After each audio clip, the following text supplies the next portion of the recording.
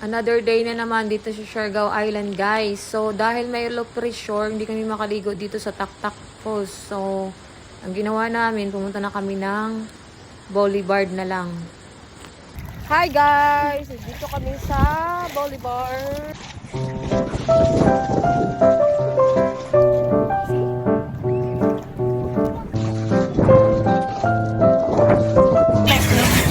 Kaya, hindi maka-live eh. Hindi maka-daya. See?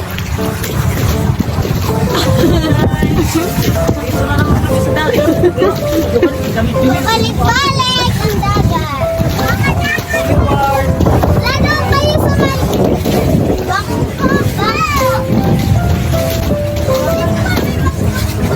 Dapat sila! Yan! Ikot-ikot! Ikot!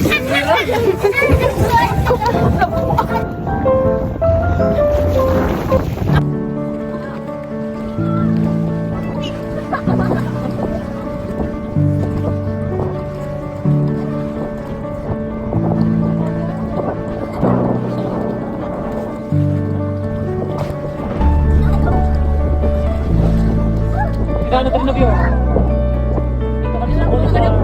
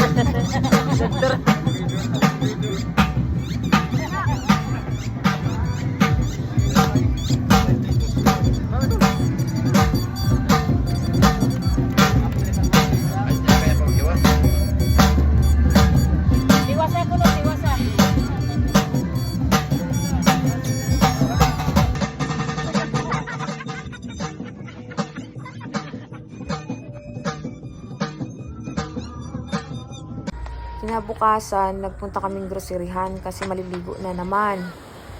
Una namin pinuntahan tong beach na to, nakalimutan ko na yung pangalan.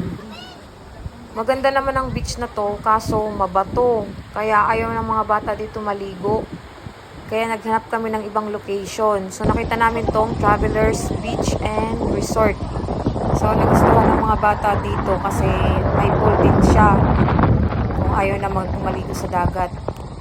Ang lakas lang talaga ng hangin kasi yung low pressure ay papalis pa lang ng Siargao. Ikompleto lang talaga sa bahay. Yung ate kong teacher, wala din pasok. Tapos yung mga bata, walang pasok. Kaya gustong-gusto nilang maligo sa dagat. Pagkagabi, dito naman kami sa pool na ligo.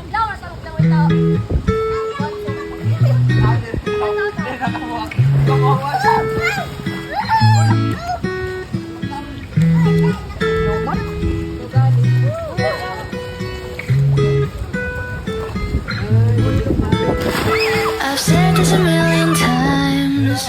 You're no good for me. I should say goodbye, but your voice is my lullaby, and your kisses are something I can't deny. Is it right? Is it wrong? I don't care. It feels way too good. Is it right? Is it wrong? Your lips heal me when I feel blue.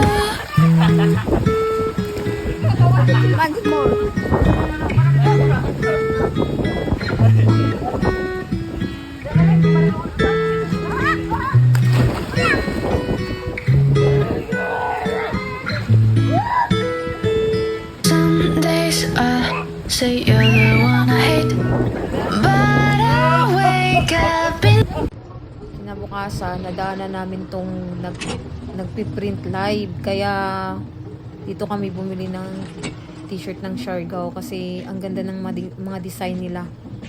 unique siya. Tapos, marami kang pagpipilian. I always stay. Di na kuno ka buira. Pinag-video siya.